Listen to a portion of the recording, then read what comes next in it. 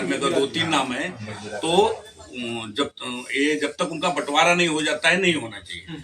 लेकिन वो अलग रूट दे रहे हैं और बाद में उनसे सहमति पत्र ले लिए।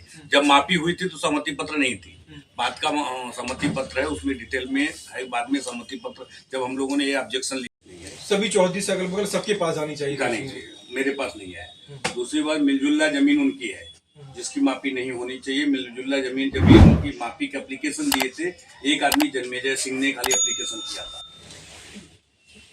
जिसकी हो चुकी है। खसरा में भी बाउंड्री वाल उसमें लिखा हुआ है कि खसरा में हमारे बाउंड्री वाल है। पहले पुरानी बाउंड्री वाल थी तो रोड चौड़ीकरण में टूट गई थी। अच्छा, ये पीडब्ल्यूडी के रोड पे जमीन है आपकी, मतलब कि जो मतलब कि रोड पे अंदर रोड पे उसकी चौड़ीकरण हुई थी, उसमें टूट गई, उसमें टूट गई थी। टूटने के बाद हम लोग जब बनाने गए तो बगल वाले ने रोक दिया, जिसका एप्लीकेशन हमने सब जगह डीएम, कमिश्नर, जितने संबंधित लोग होंगे, पीएमओ, सीएम, सबके पास वो लेटर हमने दिया हुआ है। और पुलिस आके रोक रही थी तो हमने एक सद्भावना कमेटी में रखा हुआ था जो विपक्ष के पास है यहाँ विधान परिषद में। तो पुलिस ने बोला हम लोग नहीं रोकेंगे। फिर हमने अपनी बाउंड्री उसको मरम्मत कराया। उस दिन जिस दिन मरम्मत करा था, तहसीलदार आकर के जबरदस्ती बोला कि एसडीएम से मिलो, उसके बाद काम करो। जी, पहले अपना नाम और परिचय दे दीजिएगा। मैं गंगेश्वरलाल श्रीवास्तव, मैं मुंबई में रहता हूँ। मेरा गृह निवास वाराणसी है।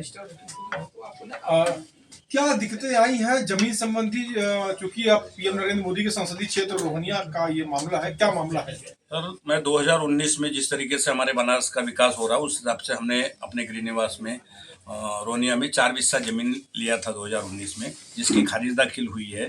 बाउंड्री वाल था, बाउंड्री वाल है और खारिज दाखिल, और खसरा में भी बाउंड्री वाल चिन्हित है।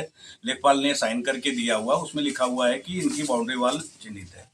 हमारा चौड़ीकरण, रोड चौड़ीकरण में रोड गेट टूट गया था तो उसको हम लोगों ने नहीं बना पाए। थोड़े दिन, 2 महीने बाद, 3 महीने बाद हम बनाने गए तो बगल के काश्तकार ने रोक दिया, बोला कि उनका हमारा है, जिसकी हमने पुलिस स्टेशन, पीएमओ, सीएमओ और सभी अधिकारियों को हमने सूचित किया कि हमें हमारा काम रोका जा रहा है, हमको काम नहीं करने दिया जा रहा है।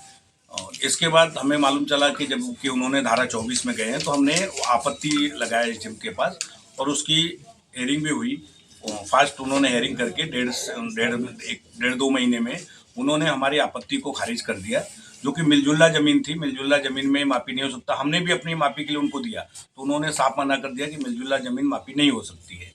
लेकिन उनकी मिलजुला ज़मीन को उन्होंने मापी किया और मापी करके इसके बाद हम उनके ऑर्डर आने के बाद जब हमारी आपत्ति खारिज किया, हम अपील में गए हैं कमिश्नर साहब के पास और हमने उस ज़मीन का सिटी सिविल कोर्ट से स्टे भी लिया हुआ है, जिसमें 20 तारीख तक यथास्थिति बने रहे। उसके बाद हेयरिंग होता है, जो भी आगे ऑर्डर आता हमने उसकी कापी एसडीएम साहब को दिया।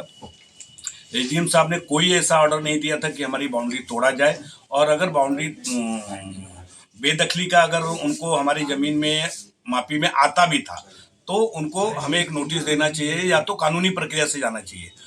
तहसीलदार, कानूनगो, लेखपाल, ये लोगों ने प्रशासन को लेकर और विपक्षी लोगों को लेकर के श्री जन्मेजय सिंह, कार्तिकेय सिंह, मोहन बाबू, गुल्लर बाबू, ये लोगों ने खड़े होकर के हमारी ज़मीन को जबरदस्ती, हमारा नुकसान का, उसमें बाग लगे हुए थे उसका भी नुकसान किया गया और हमारी पूरी बाउंड्री वाल को, गेट को, सारे चीज को ध्वस्त कर दिया गया। क्या ये स्टे लिया गया था इसमें? जी, स्टे लिया गया है, उसकी कॉपी में मैं आपको दे रहा हूँ। और जब इनकी मापी हुई थी, सबसे बड़ी बात जो मापी हुई थी, एसडीएम साहब ने अनलीगल ऑफिस मतलब ऑर्डर दिया कि मापी के समय बगल के चौहद्दी वालों को एक नोटिस दी जाती है, जो कि वो भी नोटिस उन्होंने कब नोटिस कराया था कोई पता नहीं है कि कब उन्होंने कराया था। और जब तक जरीब सीधा नहीं हो जाता 3 जरीब तब तक 3 बिंदु के तब तक मापी सही हो ही नहीं सकता, क्योंकि वहाँ पे रहिवासी एरिया हो गया है तो ठीक से मापी हो ही नहीं सकता। हमने ये भी बातें रखा है एसडीएम साहब की कि अगर एक बार फिर से मापी कराया जाए, हमारे सामने मापी कराया जाए तो हम देखें, लेकिन उन्होंने कोई हमारी बातें नहीं सुना और अनलीगल तरीके से कल तोड़फोड़ किया गया।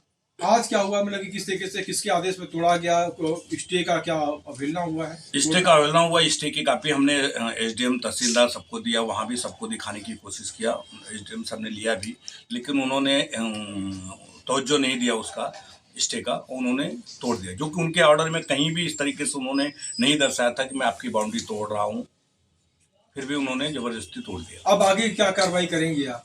आगे हम कोर्ट में जाएंगे, हाई कोर्ट में जाएंगे, और जो भी स्टे ऑर्डर के खिलाफ गए हैं उनके जो जो अधिकारी गए हैं उनके खिलाफ हम हाई